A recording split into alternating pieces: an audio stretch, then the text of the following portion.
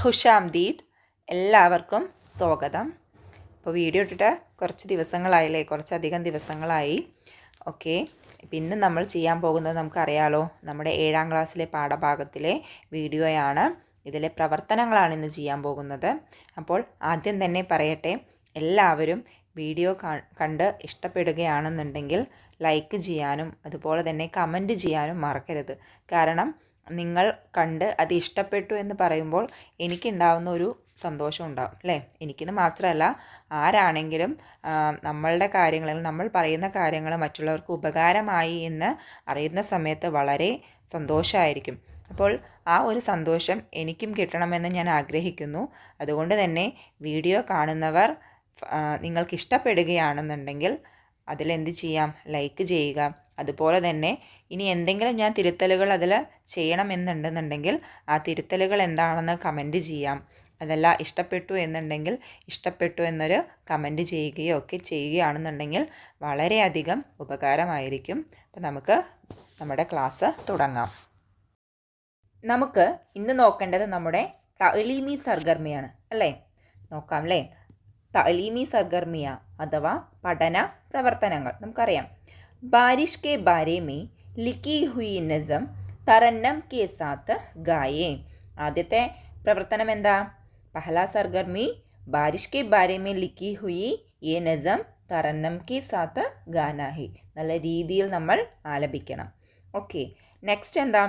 നസ്മ ഖേത്തോ may Jan ആയി our say പഠിയേ or ഹം ആവാസ് അൽഫാസ് ചുൻകർ ലിഖിയെ. എന്താ ചെയ്യുന്നുണ്ട് ഇതിൽ നിന്ന്? ഹമാവാസ് അൽഫാസ് ചുൻകർ ലിഖ്നാഹെ. നമ്മുടെ ഹമാവാസ് അൽഫാസ് തിരഞ്ഞെടുത്ത് എഴുതണം. ഇവിടെ രണ്ടെണ്ണം കൊടുത്തിട്ടുണ്ട്. രണ്ടെണ്ണം എന്നല്ല, ഒരു പെയർ ഇവിടെ കൊടുത്തിട്ടുണ്ട്. ഷോർ, സോർ. പിന്നെ ഏതൊക്കെയുണ്ട് ഇവിടെ? നമുക്ക് ജസ്റ്റ് ഒന്ന് പോയി നോക്കാം അല്ലേ.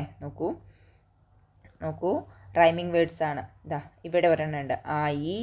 അതുപോലെ തന്നെ ലായി അല്ലേ, ആയി ലായി. അതേപോലെ തന്നെ ആയേ, ചായേ. അതേപോലെ ചം, ജം ജം. അതുപോലെ തന്നെ ഷോർ, സോർ നമ്മൾ അവിടെ കണ്ടു. അടുത്തത് എന്താ? അടുത്തത് നോക്കൂ, അവിടെയുണ്ട് ഷാൻ, ജാൻ. അതുപോലെ തന്നെ ബാവും കേത്തോവും. ഇതൊക്കെ എന്താണ്? ഇതൊക്കെ നമ്മുടെ ഹമാവാസ് അൽഫാസുകളാണ്. അപ്പോൾ നമുക്ക് ഇത്രണ്ണം ഒന്നും എഴുതണ്ട, ഇവിടെ ഒരു 3 എണ്ണം എഴുതാൻ പറഞ്ഞിട്ടുണ്ട്. അപ്പോൾ നമുക്കൊന്ന് എഴുതാം അല്ലേ. നോക്കൂ, എന്തൊക്കെയായിരുന്നു? ആയി, ലായി, ഷാൻ, ജാൻ, ആയേ, ചായേ. ഓക്കെ, അപ്പോൾ ഇതൊക്കെ ഹമാവാസ് അൽഫാസുകളാണ്. ഇനി അടുത്ത സർഗർമി എന്താണെന്ന് നോക്കാം. ഈ അടുത്ത സർഗർമി ഇതാണ്. ഇഷ്ആർ ഔർ സേ പഠിയേ. ഇഷ്ആർ തന്നിരിക്കുന്ന ഈരടികൾ എന്ത് ചെയ്യണം? നല്ല ശ്രദ്ധയോടുകൂടെ വായിക്കുക.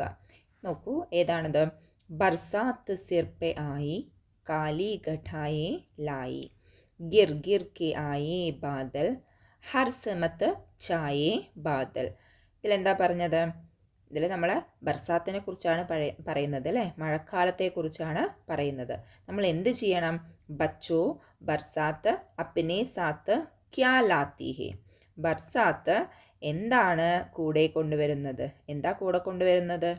അറിയാം, ഇവിടെ ഉണ്ട് അല്ലേ. കാലി ഗഠായേ ലായി ഹേ.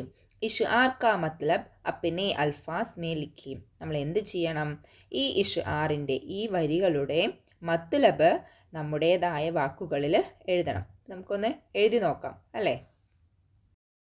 അപ്പോൾ ഇതിൽ പറയുന്ന കാര്യങ്ങൾ നമുക്കൊന്ന് എഴുതി നോക്കാം. ഇതിൽ പറയുന്നത് എന്താ? കറുത്ത മേഘങ്ങളെയും കൂട്ടി മഴക്കാലം അല്ലേ. മഴക്കാലം എന്ത് ചെയ്തു, അല്ലെങ്കിൽ മഴ എന്ത് ചെയ്യാണ്? നമ്മുടെ ശിരസിന് മുകളിലേക്ക് വന്നു അല്ലേ, അല്ലെങ്കിൽ നമ്മുടെ ശിരസിന് മുകളിലേക്കൊക്കെ മഴ പതിക്കുന്നുണ്ടല്ലോ. പിന്നെയോ ഗിർ ഗിർ കെ ആയി ബാദൽ എന്ന് പറഞ്ഞാൽ, ശരിക്കും ഗിർന എന്ന് പറഞ്ഞാൽ ചുറ്റപ്പെടുക എന്നാണ്. അപ്പോൾ എന്ത് ചെയ്യണം? നമുക്ക് ചുറ്റും നമ്മുടെ ഈ ബാദൽ വന്ന് ചുറ്റപ്പെടുകയാണ് അല്ലേ. എല്ലാവിടെയും എന്ത് ചെയ്യാണ്? ഈ ബാദലൊക്കെ വ്യാപിക്കുകയാണ്. കാർമേഘങ്ങൾ ആകാശം മുഴുവൻ വ്യാപിക്കുകയാണ്. അപ്പോൾ ഇത്രയും കാര്യങ്ങളാണ് ഇതിന് പറയുന്നത്. അപ്പോൾ അതും നമുക്കൊന്ന് ചെറുതായി എഴുതി നോക്കാം. നോക്കൂ, ബർസാത്ത്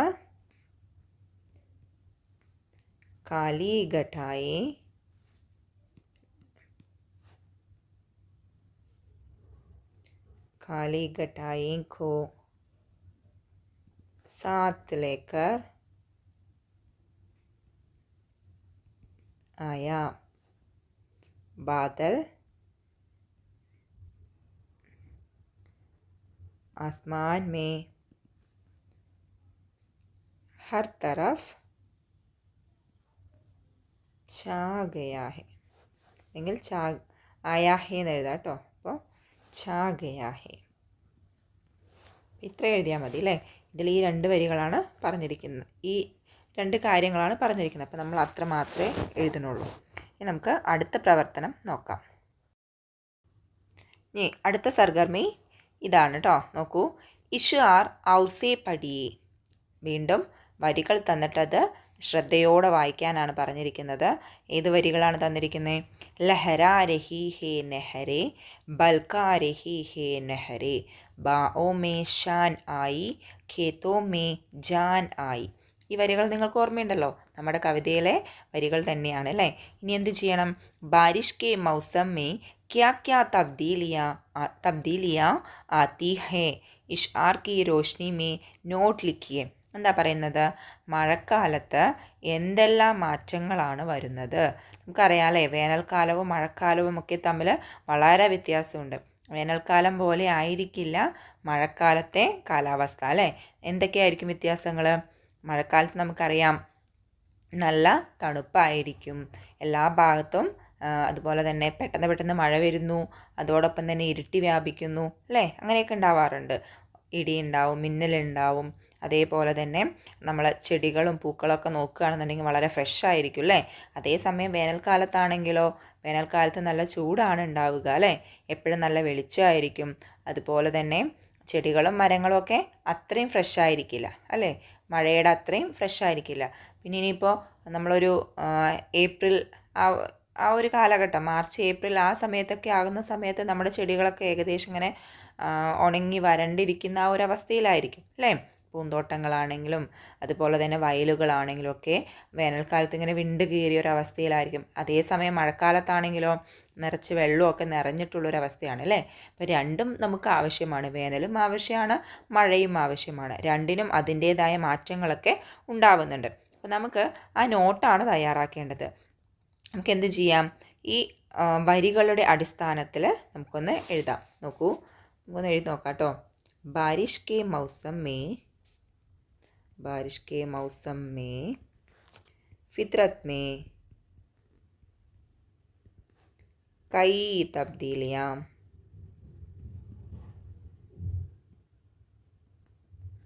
ഹോത്തേ ഹേ. ഒരുപാട് മാറ്റങ്ങൾ ഉണ്ടാവാറുണ്ട് അല്ലേ. എന്തൊക്കെ എഴുതാം? ഹർ ജഗ, എല്ലാ ഭാഗങ്ങളിലും, പാനി ഭർത്തേ ഹേ, പിന്നെ സർദി തണുപ്പ്, സർദി ബഡ്ത്തേ ഹേ, തണുപ്പ് വർദ്ധിക്കുന്നു. പിന്നെയോ നമ്മുടെ ഇവിടെ കൊടുത്തിരിക്കുന്ന നെഹരെ, ലഹരാ രഹി ഹേ നെഹരെ, ബൽക്കാ രഹി ഹേ നെഹരെ. ഈ വരികളെ കുറിച്ചാണ് എഴുതുന്നത്. എന്ന് വെച്ചാൽ സാധാരണ നമ്മുടെ പുഴകളൊക്കെ എന്ത് ചെയ്യുന്നു? അലയടിച്ചുകൊണ്ട് പോകുന്നു. സാധാരണഗതിയിൽ ഇങ്ങനെ മെല്ലെ മെല്ലെ ഒഴുകിക്കൊണ്ടിരുന്ന പുഴ എന്ത് ചെയ്യും? വെള്ളം വരുന്ന സമയത്ത് കടലിലെ പോലെ നമ്മൾ കണ്ടിട്ടില്ലേ, ഇങ്ങനെ അലയടിക്കുന്ന ആ ഒരു ചെറിയൊരു അല നമ്മുടെ പുഴകളിലും വരും അല്ലേ. എന്ന് വെച്ചാൽ ശക്തി കൊണ്ട്, മഴയുടെ ആ ഒരു മഴ കാരണം വെള്ളത്തിൻ്റെ ഒഴുക്ക് ഇതിൽ കൂടുതലാകുമ്പോൾ ഇതിലെന്ത് ചെയ്യുന്നുണ്ട്? ഒരു തിര പോലെ രൂപപ്പെടും. അതാണ് പറയുന്നത് ലഹരാ രഹി ഹേ നെഹരെ. തിരമാല എന്ന് ഉദ്ദേശിച്ചത് കടലിലെ അതേ തിരമാല എന്നല്ല കേട്ടോ. നമുക്കറിയാം ചെറിയൊരു അല ഉണ്ടാവുമല്ലോ, അതാണ് ഉദ്ദേശിച്ചത്. പിന്നെയോ ബൽഖാ രഹി ഹേ നെഹരെ. പിന്നെയോ നമ്മുടെ ഈ നെഹരയും എന്ത് ചെയ്യുന്നുണ്ട്?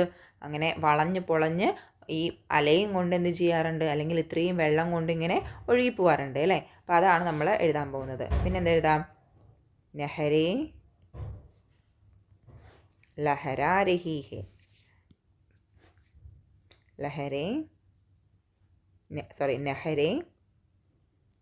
ലഹരാ രഹി ഹേ. പിന്നെയോ അടുത്തത് ബാओ മേ ഷാൻ ആത്തേ ഹേ. എന്നുവെച്ചാൽ എന്താ അതിൻ്റെ അർത്ഥം? ഫൂൽ പൗധേ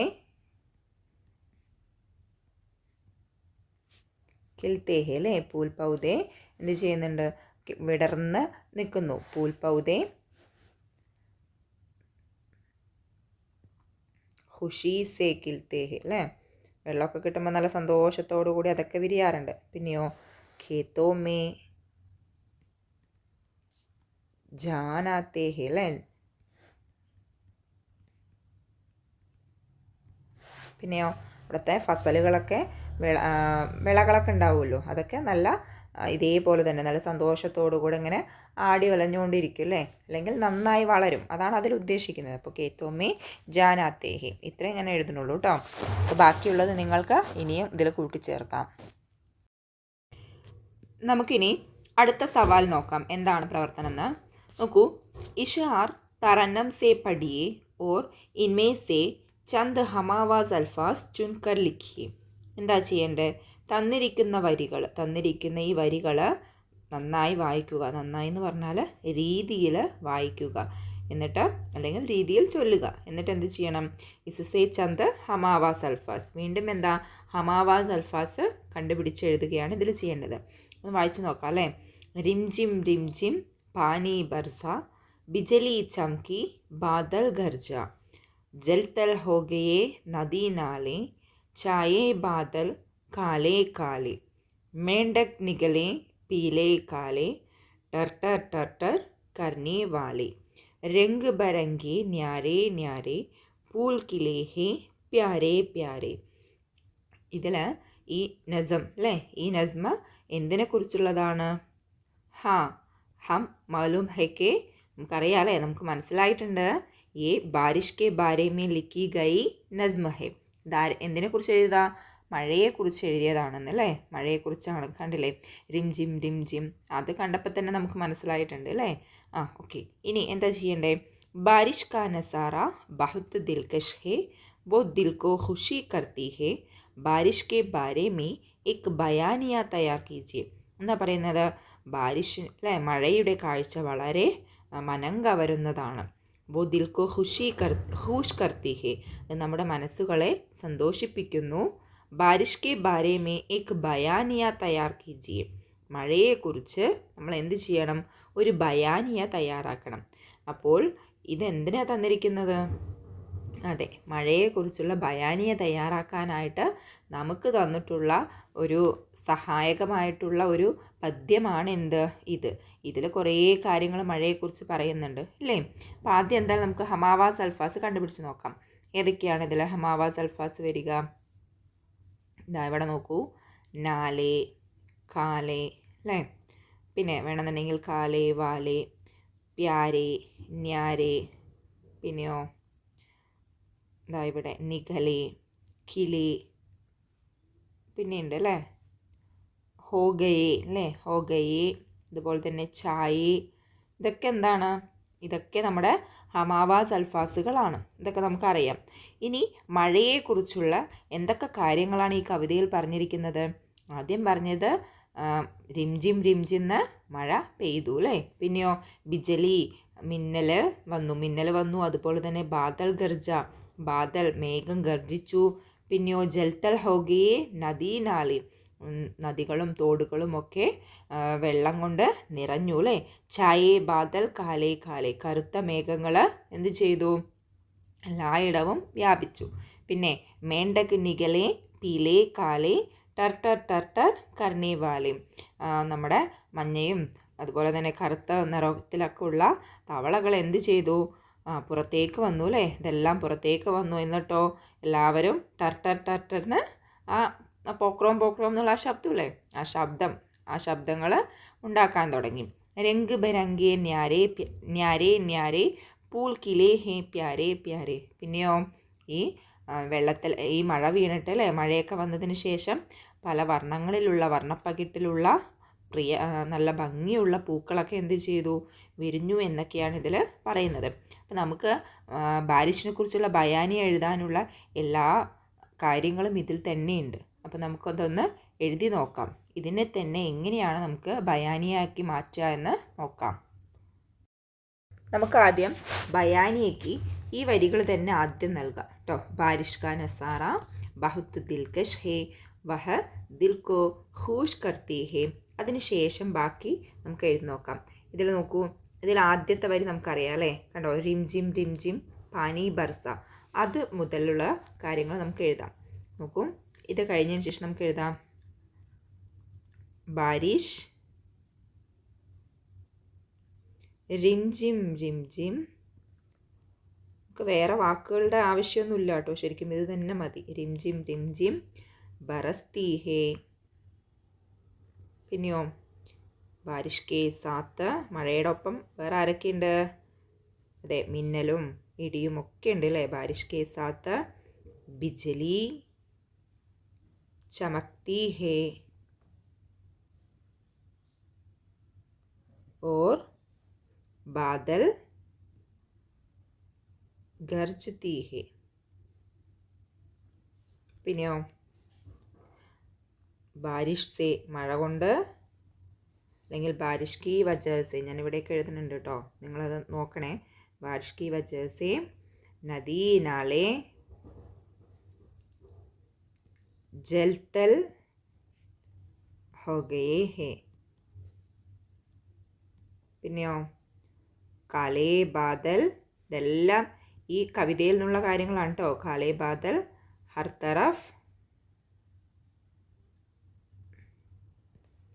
ഛാ ഗയാ ഹേ. ഇനി ബാക്കി മേണ്ടകിനെ കുറിച്ചുള്ളതും അതുപോലെ തന്നെ പൂൽ കിലേഹെ അതിനെക്കുറിച്ചുമാണ് നമുക്ക് എഴുതാനുള്ളത്. അത് നിങ്ങൾക്ക് എഴുതാൻ പറ്റും അല്ലേ. പിന്നെ നമുക്ക് എന്താ എഴുതാം? പീലേ മേണ്ടക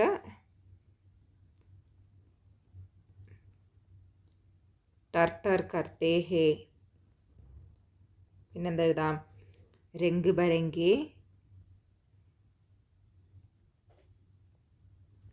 ഫൂൽ കിലേ ഹേ അല്ലേ. പിന്നെ ഇതെല്ലാം കഴിഞ്ഞിട്ട് എഴുതാം ബാരിഷ് ബഹുത്ത് ഹൂബ്സൂറത്ത് ഹേ അല്ലേ. ബാരിഷ് വളരെ ഭംഗിയുള്ളതാണ്.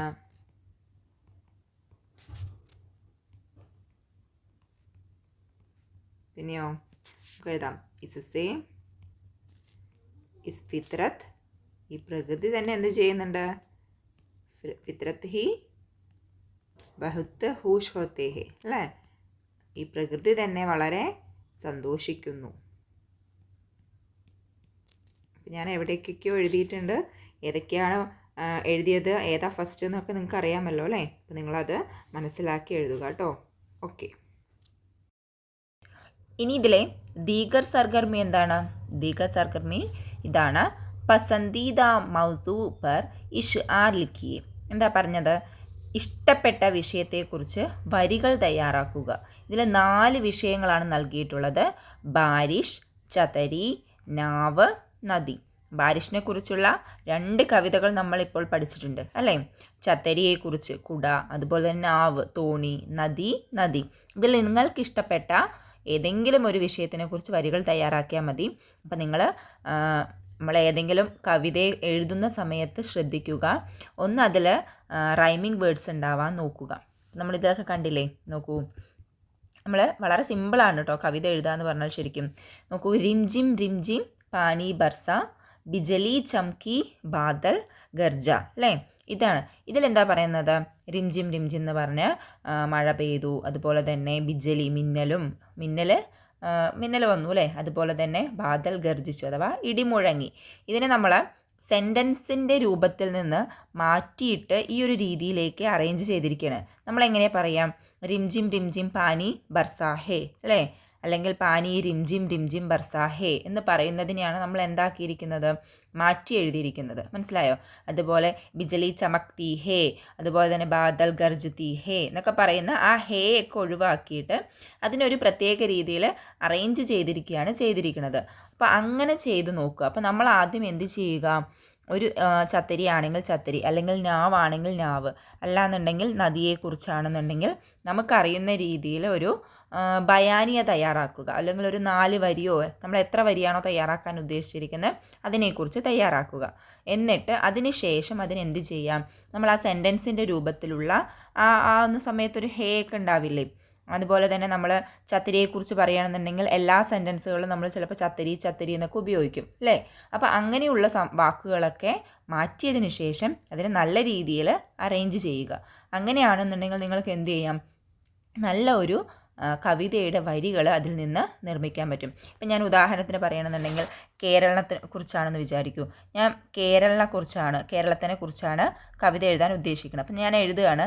ഇപ്പോൾ കേരള പ്യാരി ഹേ കേട്ടോ, കേരള പ്യാരി ഹേ ഒരു സെൻറ്റൻസ് എഴുതി. എനിക്ക് 4 വരിയാണ് തയ്യാറാക്കുന്നത്. പിന്നെ അടുത്ത ഞാൻ എഴുതി കേരള ന്യാരി ഹേ. പിന്നെ അടുത്ത ഞാൻ എഴുതി വോ ബഹുത്ത് ഖൂബ്സൂറത്ത് ഹേ.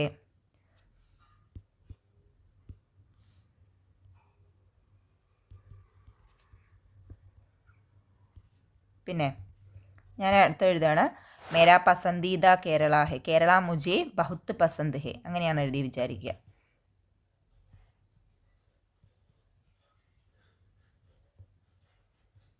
അപ്പോൾ ഇനി ഇതിനെ ഞാൻ കവിതയുടെ വരികളാക്കുകയാണെന്നുണ്ടെങ്കിൽ എങ്ങനെ എഴുതും? ഇപ്പം നമുക്ക് വേണമെന്നുണ്ടെങ്കിൽ എഴുതാം അല്ലേ. ഇങ്ങനെ എഴുതാം. നോക്കൂ, ഞാൻ ഒരു വാക്ക് ചേർക്കുകയാണ്. കിത്തനി പ്യാര മേരാ കേരൾ. മനസ്സിലായോ?